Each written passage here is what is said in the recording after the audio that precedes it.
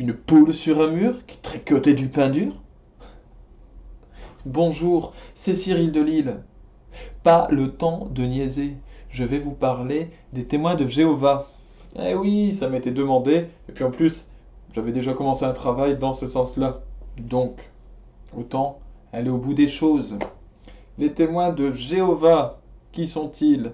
D'abord, je vais vous les présenter de manière générale aujourd'hui, puis je vais les faire en plusieurs vidéos, deux ou trois, parce que je me rends compte que en fait c'est assez long.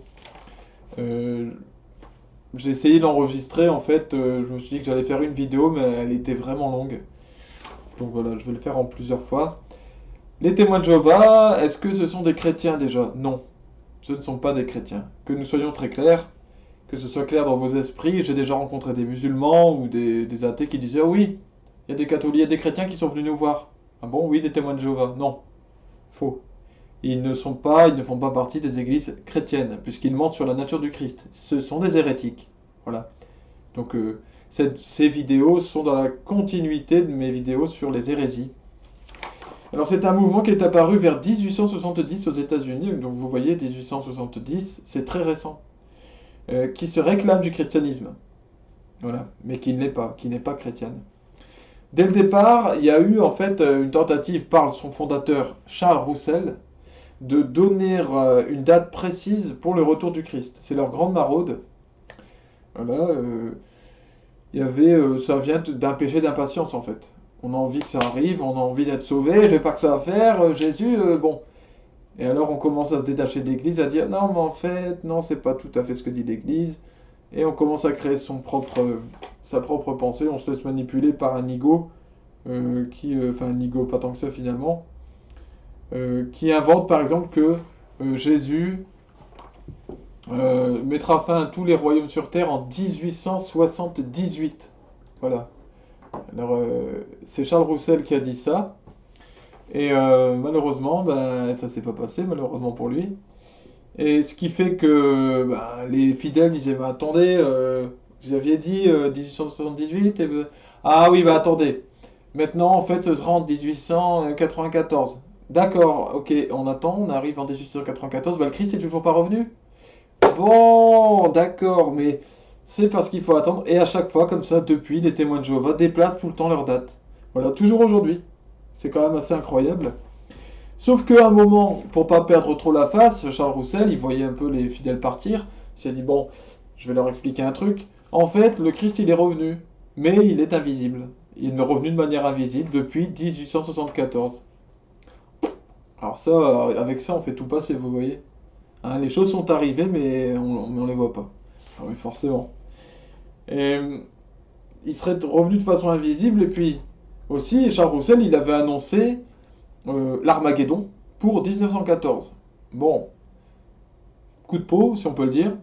Et en 1914, la guerre commence, la Première Guerre mondiale.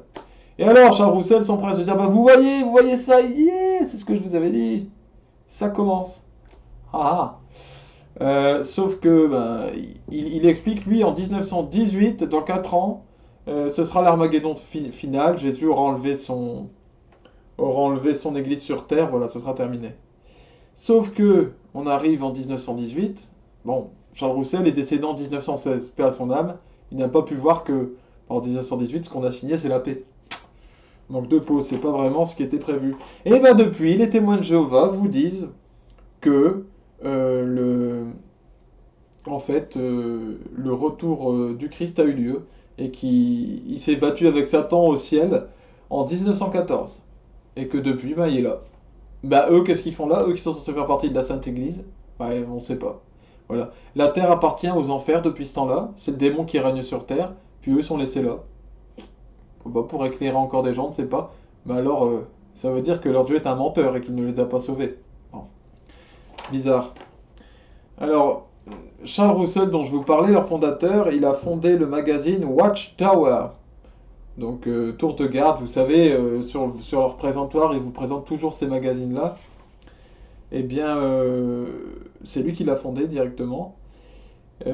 Donc en général sur leur présentoir, vous avez les Watchtower, vous avez ça. Eh bien,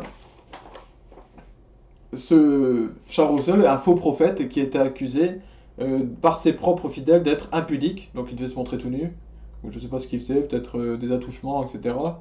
Et de s'accaparer les biens de ses fidèles. Sa femme va le défendre, magnifique, et elle va arriver en disant, attendez, c'est un berger, et nous, nous sommes des chrétiens, nous devons nous sacrifier pour lui. C'est notre berger, nous sommes ses brebis. Ah, ah bah si, forcément, forcément, c'est tellement beau. Euh, Par contre, sa femme, elle le trouve merveilleux, hein, c'est un berger avec un bon cœur, elle va donc le quitter quelques années après, de manière très étonnante. C'est difficile de vivre avec un berger qui a un bon cœur. Bon, il sera accusé d'escroquerie aussi après la vente d'un blé miraculeux. Donc, vous voyez à quel type de vie on a affaire, à quel type de personnage. Et voilà, vous voyez un petit peu de quelle honnêteté il a pu être capable.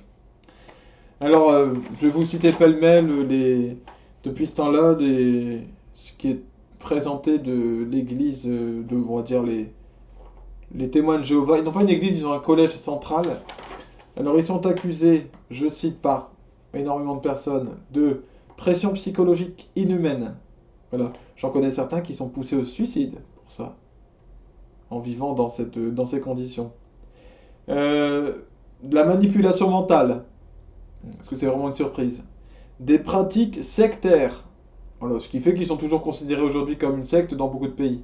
Pas en France, mais dans beaucoup de pays. Des fausses prophéties dont je vous parlais. La date de retour de Jésus est tout le temps déplacée. Voilà. Il y a des incohérences dans la doctrine. Et ça, je vous en parlerai quand je vous ferai l'analyse de leur petit livre là. Parce que j'ai lu page par page, argument par argument, et j'ai tout noté. Et je suis allé vérifier toutes les citations de la Bible qui y sont faites. Donc je vais pouvoir vous parler de ces incohérences. La division dans les familles. Bah, évidemment, quand on vous dit que vous ne pouvez pas fêter votre anniversaire, ça crée... il y a un décalage avec le reste des gens. Voilà, vous ne pouvez pas rester au milieu du monde. Fondamentalisme religieux. En fait, ce qu'on appelle un fondamentalisme, c'est qu'ils lisent la Bible de manière littérale. Voilà. Mais même dans le sens littéral, ils se plantent, hein, de toute façon, je vous en reparlerai. Il y a aussi, non seulement ils le lisent de façon littérale, mais ça leur suffit pas, fausse traduction. Voilà, ils ont créé leur traduction qu'ils appellent la traduction du monde nouveau. Quand vous voyez ça, jetez ça à la poubelle. Hein. Voilà, c'est une fausse Bible, avec des transformations. Ils sont accusés d'autoritarisme et de refus de liberté d'expression. Et bah, c'est très étonnant de la part de personnes très ouvertes comme ça. Et puis alors, ils sont accusés de lobbying, ce qui est étonnant pour des personnes qui vous disent que le monde appartient à Satan, le monde des entreprises, l'argent roi. Puis eux, ben, font du lobbying et ils sont associés à des lobbies. Voilà. Et puis d'autre part, ils critiquent la politique. En fait, ils font partie de l'ONU. Et donc, ils jouent un rôle politique sur Terre. Alors qu'ils disent eux-mêmes qu'il ne faut pas faire partie de la politique. Voilà. Bon, je reviendrai sur certaines de ces idées. Il me reste à vous souhaiter de trouver Jésus, de rester accroché à lui, parce que c'est lui qui a fondé la véritable Église, qui est la Sainte Église catholique. Le reste, c'est du pipeau, la variété et compagnie.